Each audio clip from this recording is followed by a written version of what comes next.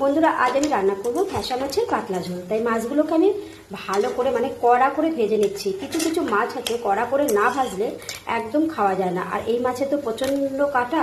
তাই যত তুমি কড়া করে ভাজবে কাঁটাগুলো বেশ কড়মড়ে হয়ে যাবে। তা যাই হোক, মাছগুলোকে আমি ভেজে নিচ্ছি। ওই মাছগুলো ভাজা হয়ে গেছে, আমি আবার মাছ দিচ্ছি। আর কি বলতো, ফোনটা এক হাতে নিয়ে আর এক হাতে রান্না করা না খুব ঝামেলা, তাই ফোনটা একটা জায়গায় রেখেছি। আর ফোনটা যদি সামনে নিয়ে আসি তেল ছেড়ে, দেখো এমনিতেই তেল ছেড়ছে, চাপা দিয়ে দিই তাহলে আর তেল ছিটবে না।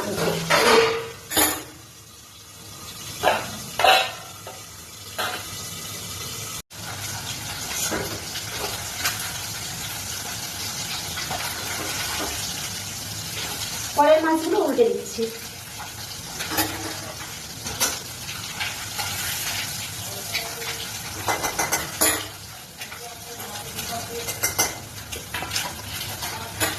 প্রচন্ড ছিটছে বলবে, তোমরা কিন্তু মাছ ভাজা বসে এরকম ভাবে একটা থালার সাপোর্টিং রেখে দেবে, না হয় কোথায় কখন ছিটে যাবে। আর ফ্রিজে থাকলে দেখবে মাছ ভীষণ ভাবে চেটে।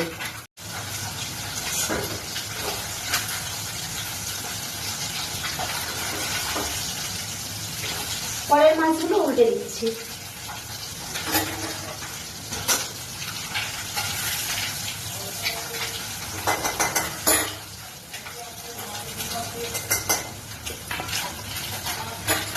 প্রচন্ড ছিটছে বলবে, তোমরা কিন্তু মাছ ভাজা বসে এরকম ভাবে একটা থালার সাপোর্টিং রেখে দেবে, না হয় কোথায় কখন ছিটে যাবে। আর ফ্রিজে থাকলে দেখবে মাছ ভীষণ ভাবে চেটে।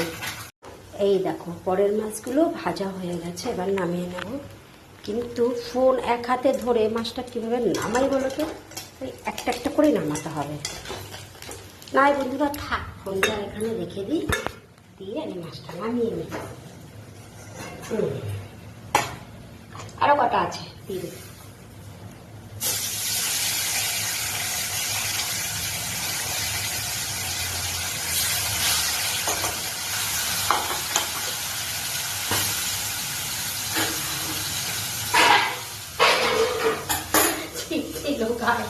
দিয়ে উঠেছি। দেখো, কালো জিরা ফোড়ন দিচ্ছি। কালো জিরা ফোড়ন, দাঁড়া, ফোনটা না রাখলে হচ্ছে না। কাঁচা লঙ্কা দেবো, ওই তেলের ভিতরেই কাঁচা লঙ্কা দিচ্ছি। কাঁচা লঙ্কা যদি তেলে ভালো করে ভেজে দেওয়া যায় তাহলে ঝোলটা একটু স্বাদ হয়। ঠিক আছে, আমি যে তেলের ভিতরে কাঁচা লঙ্কাগুলো দিয়ে দিচ্ছি, কারণ এটা তো পাতলা ঝোল হবে, যার জন্য এইভাবে দিচ্ছি। কাঁচা লঙ্কা দিয়ে দিলাম তেলে, আর সামান্য একটু পেঁয়াজ কুচি, দিলাম। লঙ্কাগুলো ভীষণ ছিটছে বন্ধুরা, কি অত্যাচার বলো তো, মাছ ভাজা করবো তা ছিটবে, লঙ্কা দেবো তা ছিটবে, শান্তি যদি আর পাই। বন্ধুরা, পেঁয়াজ আর কাঁচা লঙ্কা আর এর ভেতরে ওই জিরার গুঁড়ো, ওই গুঁড়োগুলো দিয়েছি, আর একটু দিলাম, কম হয়ে গেছে, আর একটু দিলাম। যাই হোক, এটা একটু ভালো করে ভাজবো। এর ভিতর দিয়েছি পেঁয়াজ কুচি, কাঁচা লঙ্কা, ধনে, জিরা, হলুদ, এই তিনটে গুঁড়ো। এবার ভালো করে মশলাটা একটু ভেজে নিচ্ছি। এদিকেও একটা মাছের ঝোলই হচ্ছে, এখানে 2 পিস বোয়াল মাছ করছি, তাই আর এটা তোমাদের সাথে শেয়ার করলাম না। অন্যদিন যেদিন বেশি করে করবো সেদিন দেখাবো। এদিকে দেখো, ফ্যাসা মাছের মশলা রেডি। এবার আমি দিয়ে দেবো জল।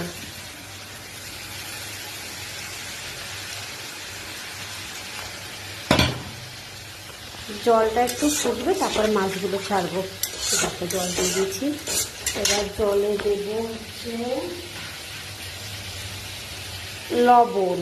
এই যে লবণ, এই কড়াই দিদি।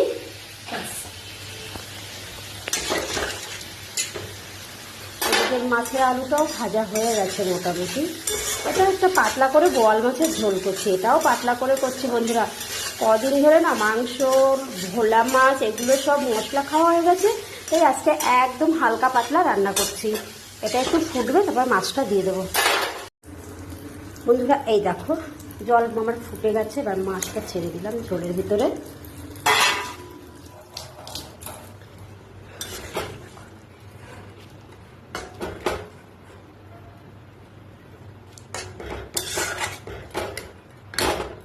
এদিকেও জল দিয়ে দিয়েছি। এই মাছের ঝোলটা কিন্তু একটু আদা বাটা দিয়েছি, কারণ বল মাছের ঝোল তো, এটা একটু আদা বাটা দিয়েছি। এবার যেটা দেবো সেটা হচ্ছে ধনে পাতা। এই দেখো কাঁচি দিয়ে কেটে কেটে ধনে পাতা দেবো।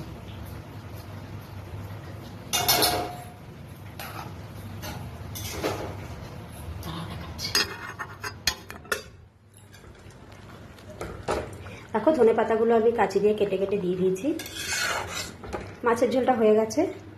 এবার আমার একটু না ফুটলে হবে না, একটু ফুটবে, তারপরে একটু চাপা দিয়ে দিই।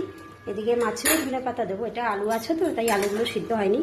আলুগুলো সিদ্ধ হলেই মাছটা আগে দেবো।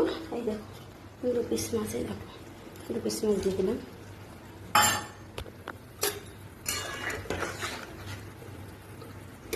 একটু ফুটবে, তারপর ধনে পাতা দিয়ে নামিয়ে দেবো। এদিকে এই মাছটাও তো হয়ে গেছে, একটু চাপা দিয়েছি ধনে পাতা দিয়ে। বন্ধুরা, আমার ফ্যাসা মাছের টালটালা ঝোল হয়ে গেছে। তোমরা কিন্তু জানাবে খেতে কেমন হয়েছে, অবশ্যই কিন্তু জানাবে খেতে কেমন হয়েছে। ঠিক আছে, রাখি আজকে, টাটা।